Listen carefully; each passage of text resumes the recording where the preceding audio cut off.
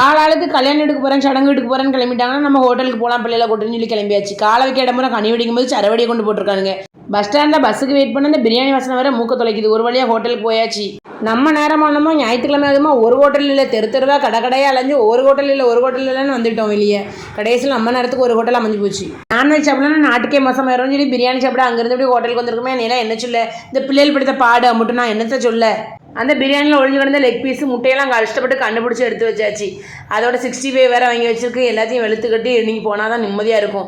இந்த பிள்ளைக்கு எங்கே போனாலும் ஃப்ரைட் ரைஸ்னு அதை வாங்கி வச்சுக்கிட்டு அந்த பிரியாணியில் அந்த கத்திரிக்காய் கொத்து அதையும் வச்சு 65 வச்சு முட்டையும் வச்சு ரைத்தாவை வச்சு ஒரு அமுக்கியாச்சு வாயில். வீடியோக்கு போஸ்ட் கொடுக்கணும்னு சொல்லி மொத்தமாக அள்ளி வாயில் வச்சு அமுக்கி விக்கி பெறக்கூடாது. அது வேறு பயமாக இருக்குது. 1 கிலோ கறியை வாங்கியிருந்தா வீட்டில் கொஞ்சம் அழகாக சமைச்சிருக்கலாம் பிரியாணியை. சரி நம்மளே எப்போ தான் ரெஸ்ட் எடுக்குது இந்த பிள்ளைகளை வச்சு ரெஸ்ட் எடுத்துக்க வேண்டியதான்.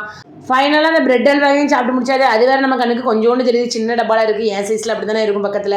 நம்ம ஆட்டோக்காரர் வந்துட்டார். நம்மளை கூப்பிடுறதுக்கு ஜாலியாக போனால் அவர் ஃபோனை கையில் தூக்கினாலே சிரிக்காரு. வீடியோ தான் எடுக்க நினச்சிட்டு எவ்வளோ தான் நிறைய ஐஸ்கிரீம் வாங்கி சாப்பிட்டாலும் மேலே விடுற தாளில் இருக்கிறத கொஞ்சோண்டு சாப்பிட்டா தான் நிம்மதியாக இருக்குது.